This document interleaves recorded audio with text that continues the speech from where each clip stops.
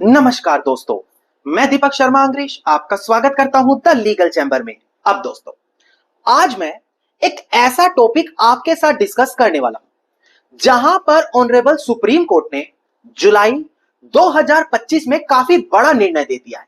जी हां, जो अक्सर देखने को मिलता था कि एक व्यक्ति को परेशान करने के लिए एक ही प्रॉपर्टी पर बार बार केस कर दिया जाता था, किसी व्यक्ति को परेशान करने के लिए एक ही मुद्दे पर बार बार कोर्ट में केस डाले जाते थे, या फिर सेम पार्टी जिनके बीच पहले ही विवाद का निपटारा हो चुका है, वही पार्टी बार बार तरह तरह के केस डालती रहती थी। कारण क्योंकि सिर्फ सामने वाले व्यक्ति को परेशान करने का उनका सीधा सीधा इंटेंशन रहता था। और इसी चीज के संदर्भ में ऑनरेबल सुप्रीम कोर्ट ने काफी बड़ा निर्णय दे दिया है। बिल्कुल लेटेस्ट जजमेंट है, कहीं भी आप लोगों को नहीं मिलने वाली। अब दोस्तों, अगर आप लोगों को हमारी ये वीडियोस अच्छी लगती हैं, अगर आप लोगों को हमारी तरफ से किए गए एफर्ट्स अच्छे लगते हैं, तो मेरा आप लोगों से अनुरोध है, इस वीडियो को तुरंत लाइक कीजिए और कमेंट सेक्शन में जरूर लिखें कि दुनिया या देश के किस कोने से आप हमारी ये वीडियोस देख रहे हैं। तो चलिए दोस्तों, अब आज की इस वीडियो को हम ज्यादा लंबा ना करते हुए आज की इस वीडियो को स्टार्ट करते हैं।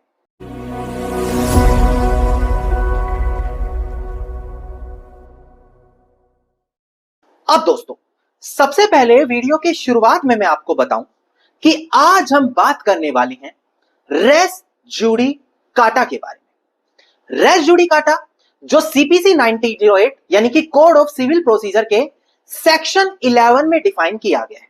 अब देखिए, मैंने जो भी आपको बताया यह कानूनी भाषा थी।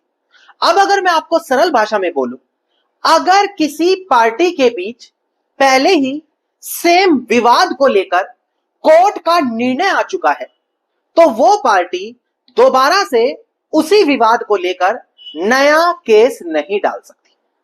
अगर वो ऐसा करती है तो वहां पर सेक्शन 11 सीपीसी 1908 के प्रावधान लागू होंगे और उसको रेस जुडिकाटा माना जाएगा। और कोर्ट क्या करेगा, जिस पार्टी ने दोबारा से कोर्ट में दावा डाला है उनका वो दावा कोर्ट डिसमिस कर देगा। इसी को बोला जाता है doctrine of res judicata. Now, कई बार देखने को मिलता है कि एक व्यक्ति जिनके बीच सालों साल कोर्ट में विवाद चल रहा था, आखिरी में कोर्ट ने एक पार्टी के पक्ष में फैसला दे दिया, तो बाद में या तो वही लोग या उनके बच्चे दोबारा से उसी विवाद को लेकर कोर्ट में तरह तरह के केस डालते हैं। और जब ये नए केस डाले जाते हैं, वहां पर चालाकी से कुछ चीजें नई जोड़ी जाती हैं जो पूरी तरीके से कानूनी रूप से गलत है। अगर आप सेक्शन 11 देखते हैं तो वो साफ शब्दों में कहता है कि अगर आपके बीच पहले कोर्ट केस हुआ था जहां पर कोर्ट का निर्णय आना जरूरी है और निर्णय आने के बाद आप नया दावा दोबारा से नहीं डाल सकते, और अगर कोई व्यक्ति यह बात बोलता है कि जब पहले यह केस किया था उस समय मैं कुछ और राहत मेरी वहां पर थी, उनको मांगना भूल गया, तो वहां भी order two rule two CPC लगता है। वो कहता है कि अगर आपने पहले जब वो केस किया था उसके अंदर आप कोई राहत मांगना भूल गए, तो बाद में नया केस करके दोबारा से वो राहत नहीं मांग पाएंगे। यानी कि साफ शब्दों में बोला गया है दोस्तों कि यहां पर आप लोग बाद में नया केस नहीं डाल सकते। ये सिंपल सी चीज है जो आपको पता होनी जरूरी है। नाउ, एक काफी जरूरी जानकारी, ऑनरेबल सुप्रीम कोर्ट समय समय पर काफी बड़ी जजमेंट इन प्रावधानों से जुड़ी लाता रहा है, जहां पर कोर्ट केस जीतने में आपको काफी आसानी मिलती है। चाहे रेस जुडिकाटा हुआ, कोर्ट में स्टे लेना हुआ, केस शुरू में डिसमिस कराना हुआ, ऑनरेबल सुप्रीम कोर्ट काफी लैंडमार्क और लेटेस्ट जजमेंट देता है, पर आप लोगों तक हर एक जजमेंट आ ही नहीं पाती। पर इसका समाधान हम आप लोगों के लिए अब लेकर आ गए हैं। वीआईपी व्हाट्सएप ग्रुप, ये एक ऐसा व्हाट्सएप ग्रुप है जहां पर हर एक लेटेस्ट जजमेंट आप लोगों को दी जाती है दोस्तों, चाहे आप कोई एडवोकेट हैं या कोई कॉमन इंसान है। सबसे पहले आपको जजमेंट एक्सप्लेन की जाती है, इसके बाद वो जो जजमेंट है उन जजमेंट की कॉपी आपको दी जाती है। अगर आप अपने केस से जुड़ी जजमेंट पाना चाहते हैं, वो भी वहां पर आपको देने की सुविधाएं हैं। यानी कि अगर आप जजमेंट पाना चाहते हैं तो वीआईपी व्हाट्सएप ग्रुप आपके पास होना अनिवार्य है। अब क्वेश्चन आएगा कि कैसे ज्वाइन करें। देखिए, अगर इस ग्रुप को ज्वाइन करना है तो मात्र 999 रुपए आपको शुरू में ज्वाइनिंग फीस देनी है।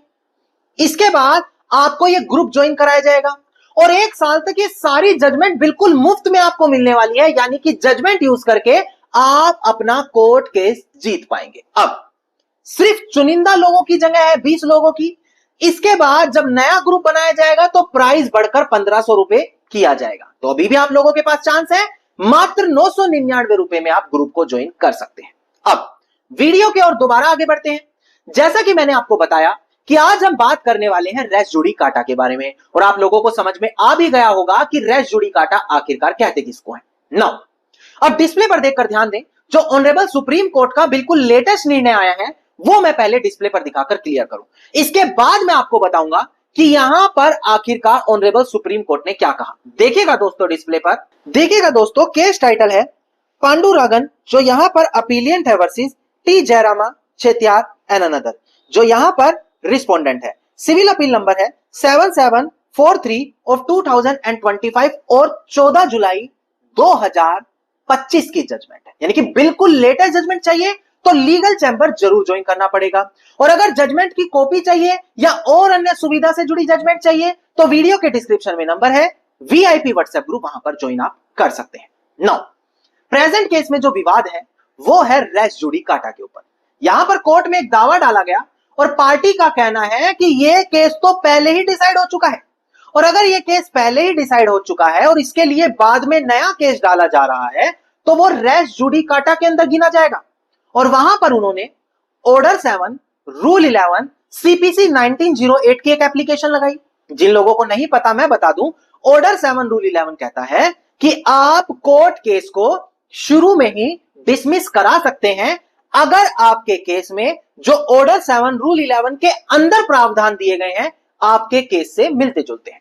नाउ यहां पर पार्टी ने यही किया, ऑर्डर 7 रूल 11 की एप्लीकेशन लगा दी और यह बोला कि यहां पर तो रेस जुडिकाटा लगता है, इस केस का शुरू में ही निपटारा कर दिया जाए। नाउ यहां पर कोर्ट ने बिल्कुल ऐसा ही किया।